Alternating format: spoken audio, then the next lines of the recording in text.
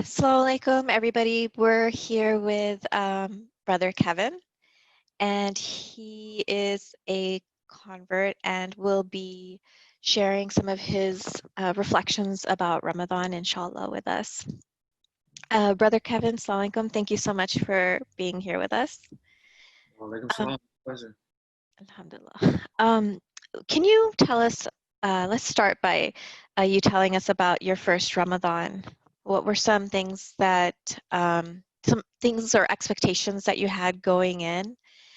And maybe you can tell us about what ended up being a reality and what were some surprises for you?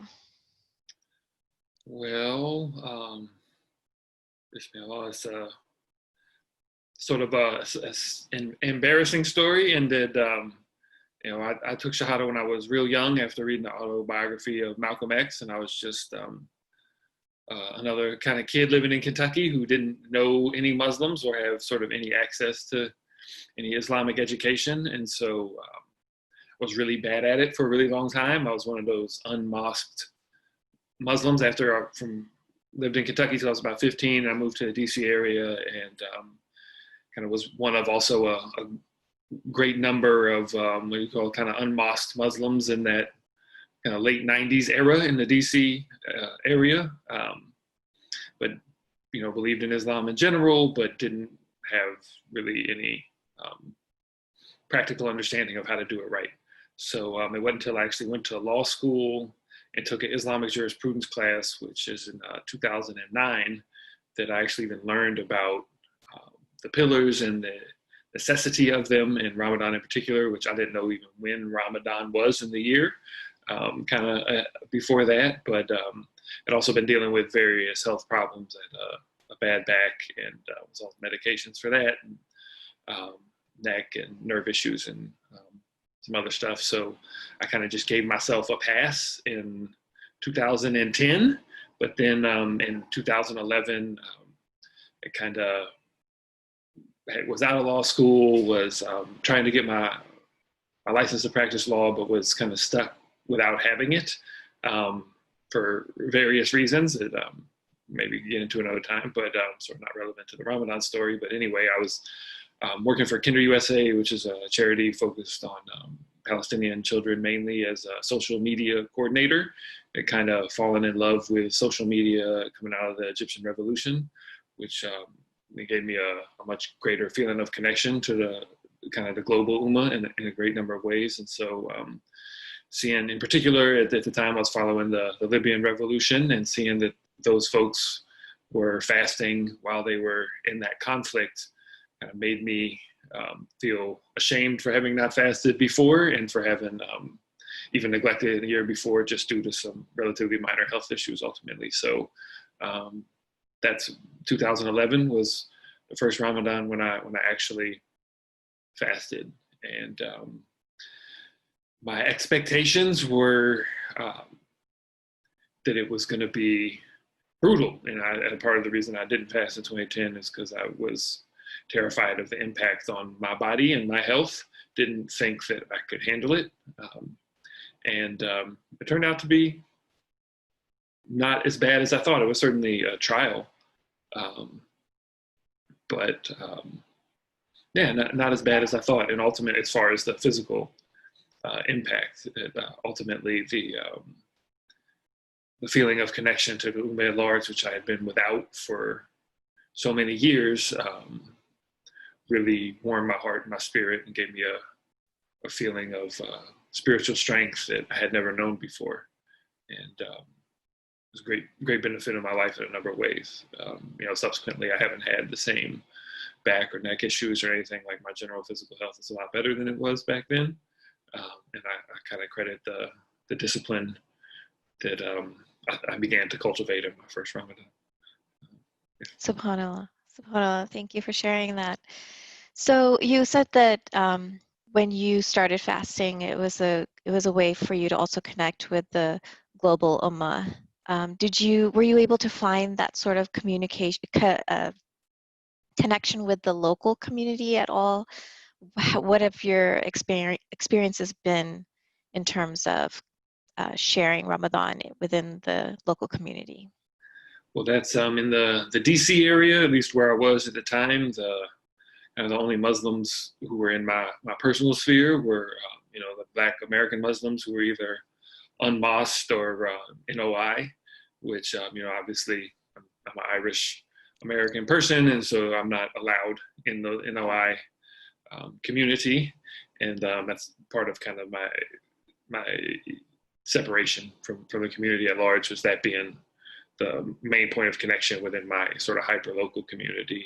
And I at one point almost sort of went to Adams Mosque with Imam Majid, but was a little put off. My parents were both, I'd say, like sort of nomadic activists, and participated in a lot of civil rights stuff back in the 60s and 70s, and as some other people in my family did. And so like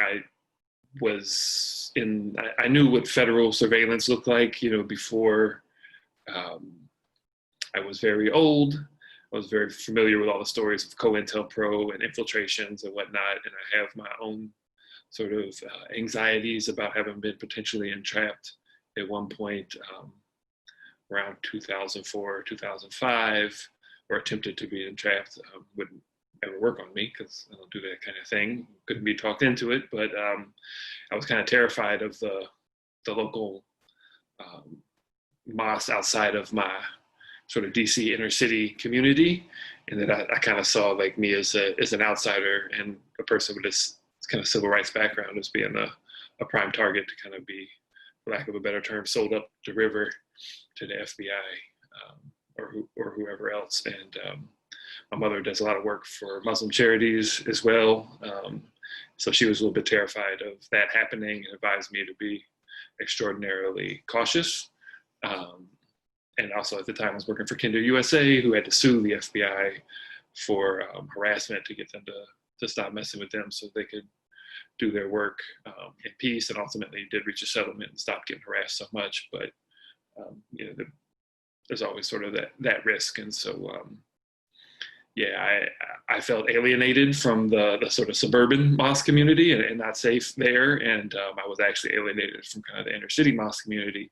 So actually the only iftar that I went to my first year was on Capitol Hill that my mom took me to, because she was lobbying and worked with Zakat Foundation, Islamic Relief, and a lot of other Muslim organizations. And so she got me the invite. And so anyway, to tell the story, I went to that, and we first got there. We broke fast, and the little food table that was there, and kind of got into a conversation with a sister who was there with her young son, who was talking to my mother about the work that she did, and kind of working towards volunteering her young son to help with my mother. And then at a certain point, like Keith Ellison and the ambassadors and all them show up and are up at the stage talking. And actually, Imam Majid came in and was standing there.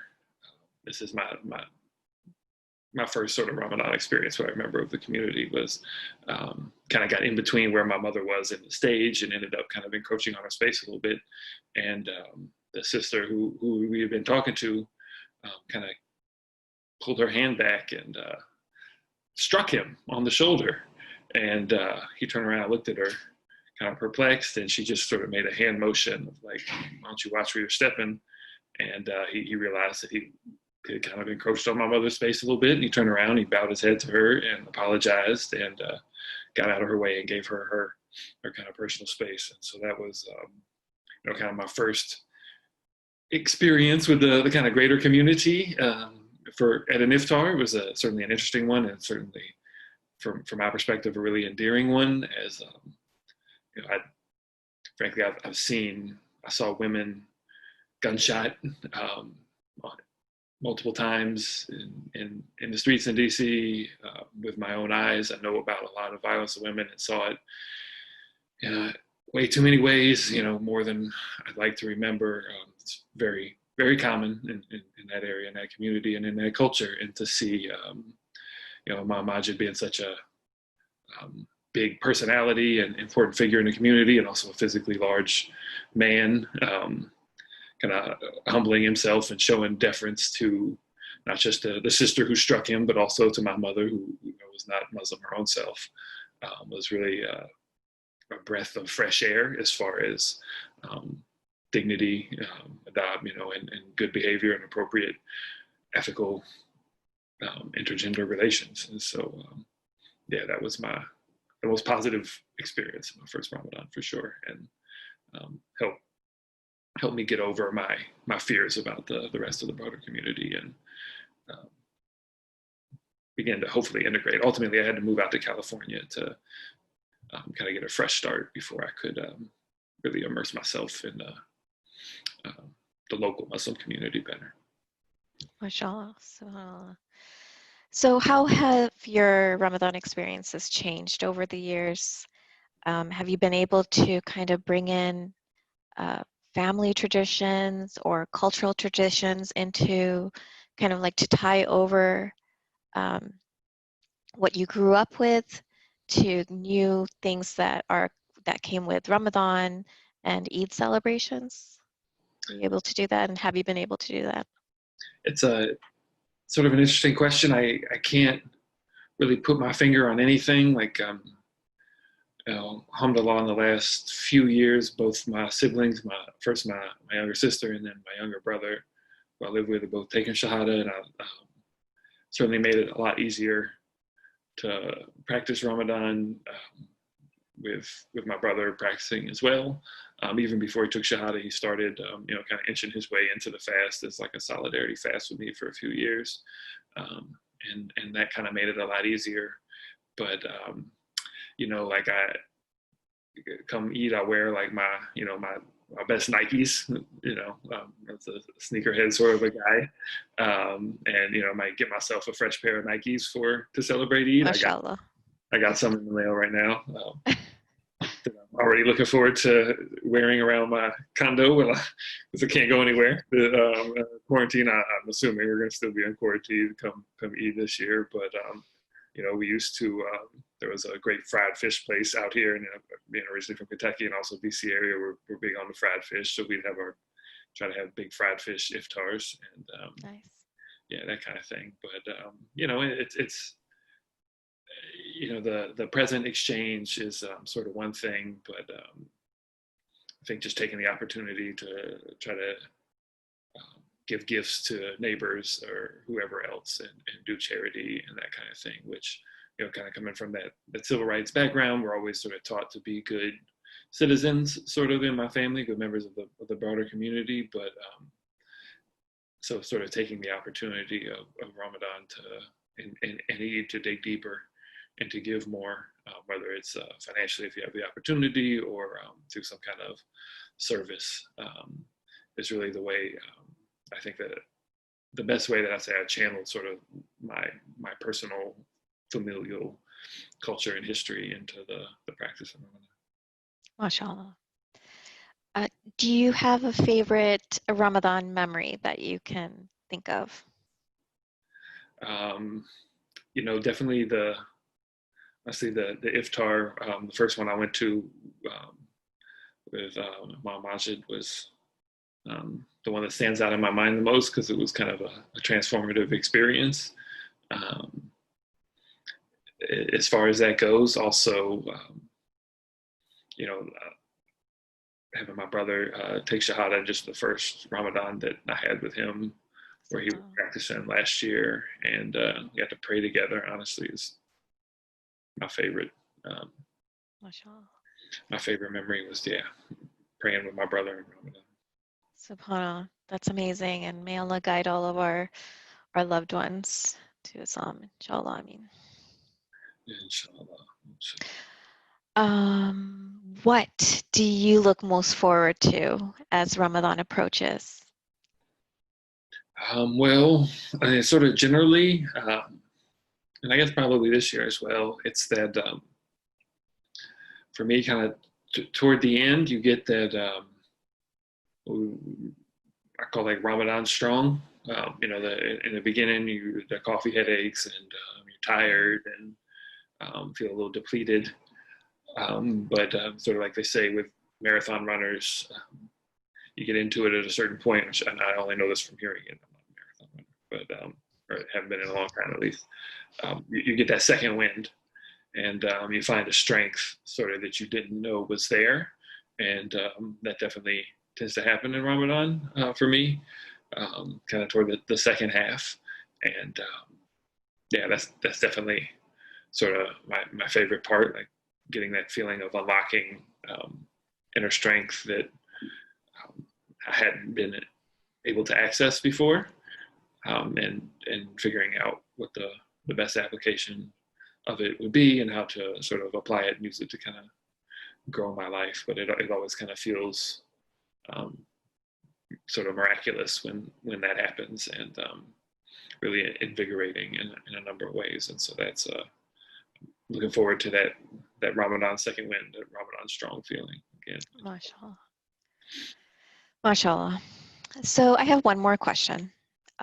You've experienced several Ramadans, and this video is for everybody, for our community at large, but there's a lot of new Muslims out there who might be experiencing their first or second Ramadans, and I was hoping that you could share some advice or some thoughts that you wanted to share with them in particular.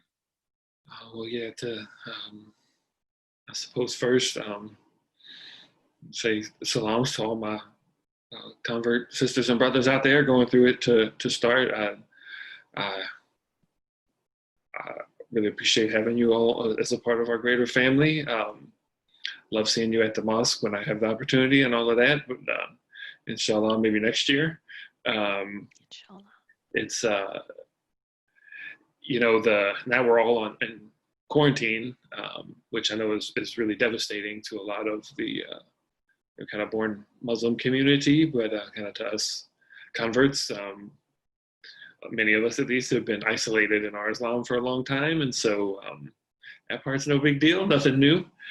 Not missing out on as much, and I get to focus. I recently watched a great cookbook from Sheikh Rami at MCC last year, which any of you can find on the YouTube channel, which I highly recommend. It's been great for the quarantine for sure, where he talked about Ramadan is supposed to be the month of the fast, not the month of the feast, and really kind of embracing the hardship of it, which also I watched the Ramadan prep video on the Khalil Center's website. I highly recommend. There's a little bit in there about just humans generally are adaptive creatures and adaptive people, and the hardship gets kind of like lifting weights, but for your conscious and your spirit, and that you put yourself through it, and you will sort of gain strength through it, and not being distracted by a bunch of iftars and community invites and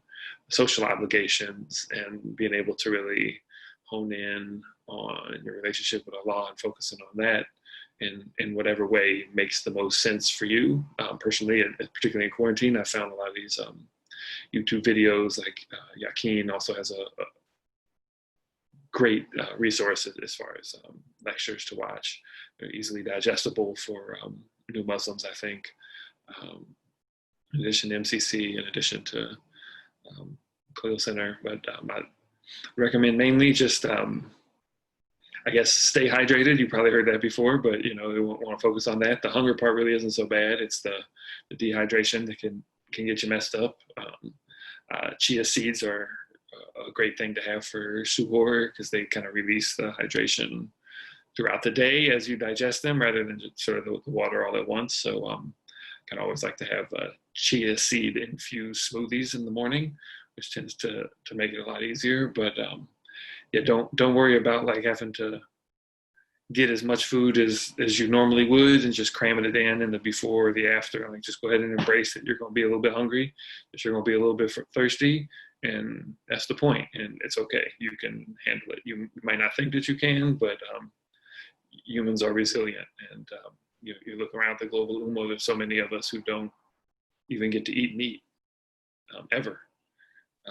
Even much less sort of even sometimes for Ramadan, but that's it. So, you can handle more than you think you can, and just be patient with yourself, be merciful with yourself, I always would tell my siblings that like I'm a Muslim, not a masochist. So, if you get to a point where you feel like you're negatively impacting your health, like just go ahead and give yourself a break. Take a day if you need to. You can always make it up later. It's better to ultimately mind your health. It's between you and Allah ultimately, and don't let yourself feel peer pressured or whatever into hurting yourself. But at the same time, just remember that through hardship comes ease, and that's part of the whole point is to put yourself through something so that you can kind of gain strength and think about it like spiritual and psychological exercise, and kind of embrace the struggle, and inshallah you'll get the rewards. And just remember that second wind, that Ramadan strong is coming, and it's there for you. MashaAllah, that was amazing advice. Thank you so much, Brother Kevin. Do you have anything else to say before we wrap it up? Can't really think of anything. Just this is going to be a wild one, and inshallah, I'm looking forward to. I was really looking forward to praying at MCC this year. Would have been my, normally I go to the Lighthouse, but inshallah, next year I'll get to do Ramadan at MCC. Inshallah, Allah is the best of planners. So may Allah help us to make the most of Ramadan as it is this year. Ameen. Thank you so much, Brother Kevin. This is part of your private and personal story, and we really appreciate you sharing it with us. I appreciate the opportunity to be able to contribute to the community however I can. So thanks for allowing me the chance to get my non-financial zakat in. As like so many others, I know we're going to be struggling financially with what's going on in the world right now, and may not be able to do all that we'd like to do with our zakat this year. So finding ways to give outside of financial means is really a blessing, and I'm grateful that MCC gave me the opportunity. Inshallah, there'll be more in the months to come. Alhamdulillah. Jazakallah khair. Assalamu alaikum. Assalamu alaikum. Thank you.